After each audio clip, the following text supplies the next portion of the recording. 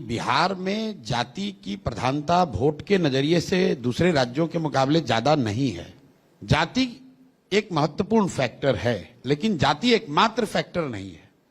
कम से कम आंकड़े ये नहीं बताते हैं, क्योंकि जब जब इस देश में लोगों ने जाति से ऊपर उठकर वोट किया, तो बिहार के लोगों ने भी जाति से उठकर वोट किया।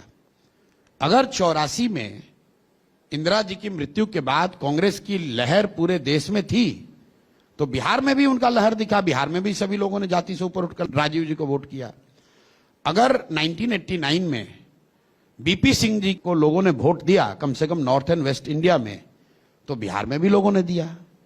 अगर 2014 में मोदी जी की लहर आपको दिखी, तो बिहार में भी दिखी। 2019 में अगर पुलवामा के नाम पर वोट पड़ा, तो बिहार में भी उस नाम पर वोट पड़ा।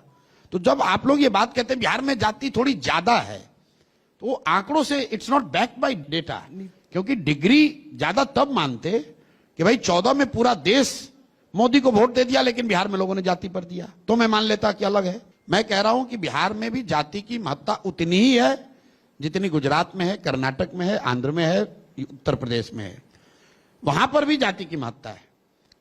लेकिन ये मीडिया का या जो एनालिस्ट हैं, विशेषज्ञ अपने को बताने वाले लोगों का ये बायस है कि बिहार में ही जाति है। आप बताइए, कर्नाटक में लिंगायत वोकालिगा की पॉलिटिक्स नहीं होती है? बिल्कुल है। गुजरात में क्षत्रिय पटेल की राजनीति नहीं होती है क्या? आंध्र प्रदेश में कापू कम्मा रेड्डी नहीं होता है क्या?